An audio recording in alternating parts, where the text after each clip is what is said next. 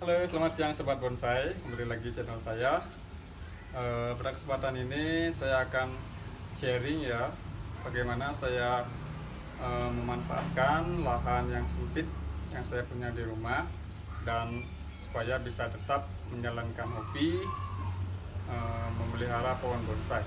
Bukan sih bonsai sebenarnya, baru bahan aja, sekedar bahan. Masih untuk menjadi sebuah bonsai kayaknya masih panjang ya, masih butuh waktu yang lama. Dan sebenarnya saya suka menikmati prosesnya ya. Di sini saya mencari sebuah proses bagaimana pohon itu dari kecil saya rawat hingga nanti pada akhirnya menjadi sesuatu yang bisa dinikmati oleh banyak kalangan. Adapun koleksi yang saya punya saya akan tunjukkan saat lagi. Karena rumah saya sempit ya teman-teman, saya memanfaatkan bagian atas dari rumah saya. Kebetulan bagian atasnya ada dak, di sana saya bisa menaruh bermacam-macam tanaman.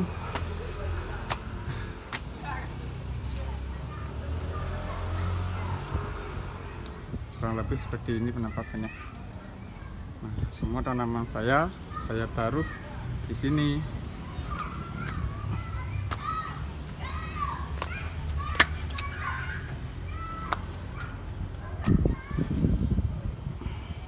Nah, disinilah saya menaruh bahan-bahan bonsai, dan saya pun memprosesnya langsung di dalam pot ya, karena keterbatasan lahan juga yang saya punya. Saya memprosesnya semua di dalam pot dengan catatan media yang dipakai harus ya setidaknya subur lah, supaya tanaman itu bisa tumbuh dengan baik. Subur, kalau bahan medianya udah subur, perkembangan tanaman itu pun juga akan cepat ya setungkare lah cepat. Adapun bahan pertama yang saya punya yaitu ini, bahan bonsai kimeng atau dikenal dengan sebutan Ficus microcarpa. Ini dia, ini kimeng. Ini saya dapat dulu dari temen ya. Ini ukurannya juga kecil dulu, batangnya ini juga enggak sebesar ini. Ini sudah saya proses dengan cara pecah batang dan juga pecah akar ya. Ini masih menunggu nih. Ini sebenarnya saya suka memproses bahan yang berukuran mame dan small ya, ada juga beberapa yang medium, karena keterbatasan lahan juga yang saya punya. Jadinya ya saya fokuskan untuk memproses bonsai dengan ukuran-ukuran tersebut tadi. Nah, ini dia penampakannya.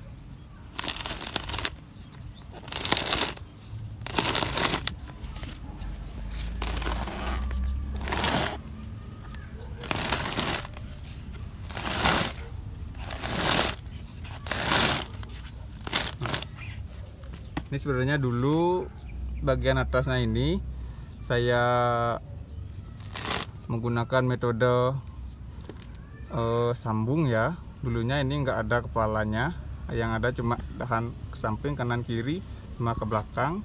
Nah, bagian atasnya ini saya sambung dulu, saya tempel istilahnya. Nanti bagaimana saya melakukannya ya habis, bolehlah nanti saya bikin video. Nah, untuk bagian akarnya ini, akar dan batangnya ini udah saya iris untuk membuat kesan tua pada pohon ini. Dan ini juga saya lakukan metode pecah akar ya teman-teman. Ini akarnya udah saya pecah, udah ada beberapa yang pecah. Dan ini juga nanti kalau udah besar saya potong dan saya bakal pecah lagi. Nah, nanti saya biarin los dulu sampai dapat ukuran tangan kanan dan kirinya supaya balance dulu, dan juga mencapai ukuran yang saya inginkan. Nanti baru saya potong bagian sini, potong potong dan nanti akan saya proses lagi untuk selanjutnya. Adapun media yang saya pakai untuk bahan bonsai kimeng ini antara lain ada campuran dari pasir malang, sekam mentah, tanah humus, dan juga kotoran hewan berupa kotoran kambing. Dan untuk pupuk tambahannya saya juga memakai Dekastar dengan unsur N-nya yang lebih tinggi, yang nanti saya akan tunjukin pupuk yang saya pakai. Ini juga ada bahan kimeng yang saya punya. Nah, ini sebenarnya saya bungkus pakai plastik. Ini ada tujuannya ya teman-teman. Ini sebenarnya saya gabungin dari banyak pohon supaya jadi satu dan didapati bentuk yang saya inginkan lah. Ini sebenarnya satu pohon, dua pohon, ada lagi pohon saya gunakan untuk nanti membentuk mahkota. Saya sambung, ini kurang lebih ada 4 pohon. Nah, pohonnya saya gabungin, terus saya ikat dulu pakai plastik es lilin kayak ini. Saya ikat, di dalam juga saya ikat. Nah, terus saya bungkus pakai plastik supaya di dalamnya lembab dan pohonnya itu cepat nyatu. Diharapkan juga nanti ada kas rambut yang tumbuh di dalamnya dan menutupi bagian-bagian yang berlubang nanti karena sambungannya tidak sempurna. Nah, ini juga ada bahan bonsai boxus yang saya punya. Bahan bonsai boxus atau boxwood biasanya dibilang ya. Ini juga saya dapat dulu beberapa bulan yang lalu, masih kecil juga. Masih kecil dan saya baru prosesnya kurang lebih ya 4 bulan lah, baru saya proses 4 bulan. Saya juga kurang tahu ya teman-teman, kenapa di daerah saya ini boxus itu pertumbuhannya agak lambat, atau memang dari media yang saya pakai itu kurang tepat ya. Nah, saya udah searching sih dari beberapa sumber, tapi saya belum mendapatkan sumber yang pas ya untuk media tanam boxus ini. Apa mungkin karena di tempat saya daerahnya dekat pantai, mungkin itu yang menyebabkan tanaman ini agak lambat perkembangannya ya. Ini juga masih proses ya, masih saya proses semuanya, saya proses di dalam pot nih.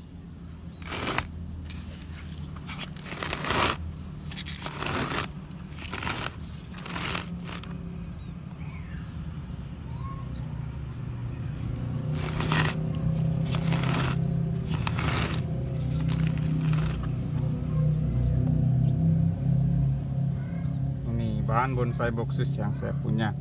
Nah, ini di samping-sampingnya ini saya menerapkan metode tumpang sari ya, istilahnya tumpang sari, dimana pada waktu saya potong bagian yang ini yang enggak saya pakai. Nah, saya langsung tancepin di samping-sampingnya ini ya, tujuannya sih supaya memperbanyak jenis boxus yang saya punya. Dan juga ya kebetulan ya khas tungkara juga bisa tumbuh ya. Ini udah tumbuh sebenarnya, udah ada akarnya. Nah, belum sempat saya pindahin aja sih. Ini juga ada beberapa boxus yang saya potong dari tanaman ini juga. Dari tanaman ini udah tumbuh ya. Dan ini saya belum sempat pindahin. Nah, adapun media yang saya pakai untuk bahan bonsai boxus yang saya punya ini ada campuran pasir malang juga.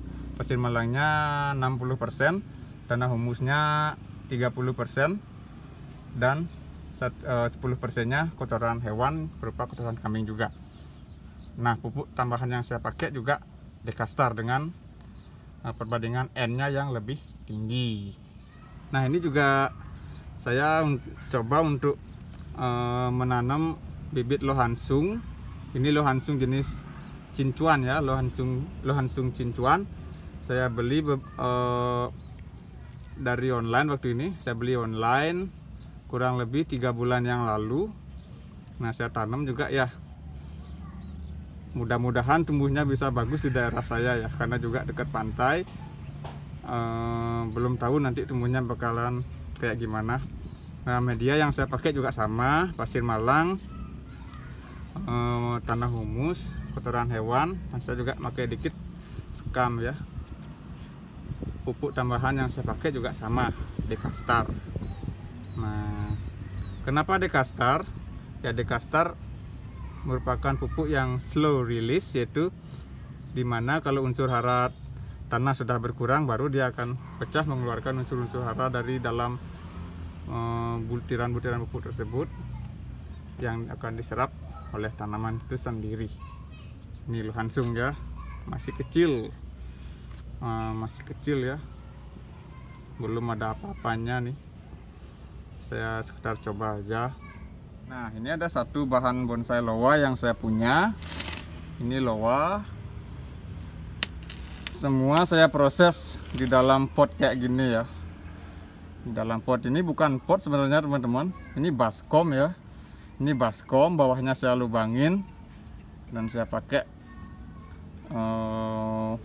untuk tempat menaruh tanaman ini. Kenapa baskom yang saya pilih? Kenapa bukan pot-pot yang besar? Karena baskom ini memiliki ukuran yang lebih lebar daripada pot-pot yang biasanya. Kalau pot yang biasa dijual di toko tanaman itu ada juga yang besar, tapi kan besar tapi dalam dia. Kalau ini besar, melebar dia. Saya butuhnya kan yang melebar supaya tujuannya akarnya nanti supaya bisa tumbuh ke samping. Kalau udah mentok dia bagian sampingnya ini, bagian samping potnya baru dia bisa ke bawah. Nah, itu istilah tujuan saya sebenarnya. Nah, ini bahan bonsai loa yang saya punya, masih dalam proses ya. Ini belum ada apa-apanya juga, baru proses. Ini saya coba metode pecah akar, karena ini akarnya kemarin besar, ini besar. Nah, saya pecah dalamnya nih, saya pecah. Ini baru saya pecah kurang lebih sebulan yang lalu saya pecah.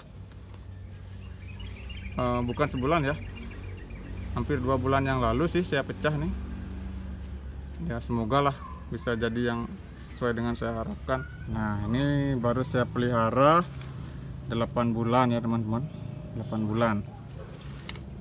Ini masih jauh dari kata sempurna. Kenapa? Satu, kembali lagi, saya menikmati prosesnya. Dari tanaman itu yang berupa tunggul aja, dari bahan yang baru didongkel berupa tunggul aja, dari dia terubus ya, membentuk, menunggu batangnya besar siap untuk dililit kawat. Nah, di sanalah sebenarnya kenikmatan tersendiri yang saya dapat ya, kenikmatan coy. Nah, beginilah penampakannya. Tangan-tangannya pun masih jauh dari kata sempurna nih, batang-batangnya masih perlu proses pembesaran. Nah, adapun media yang saya pakai untuk bahan bonsai loa saya ini yaitu sekam mentah dengan perbandingan 60% sekam mentah, 30% tanah humus, dan 10% kotoran hewan berupa kotoran kambing. Dan adapun pupuk tambahan yang saya pakai juga pupuk sakti Dekastar dengan perbandingan N-nya yang lebih tinggi.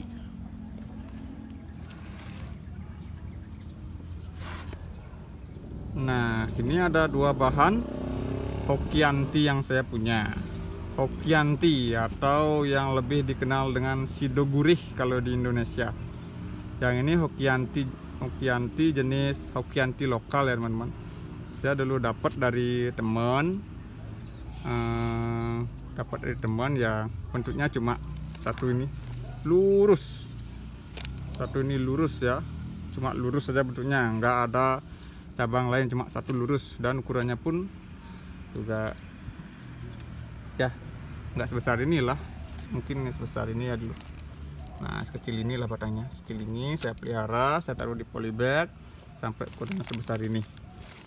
Ini juga saya prospeknya ya untuk bonsai yang small aja sih, karena lahan juga saya punya nggak terlalu besar ya. Ini bentuk formal aja saya buat nanti Ini baru dari batangnya ini untuk tangan satu kiri, karena nanti ada belakang mahkotanya. Udah cukup segitu aja. Ini juga masih jauh dari kata sempurna.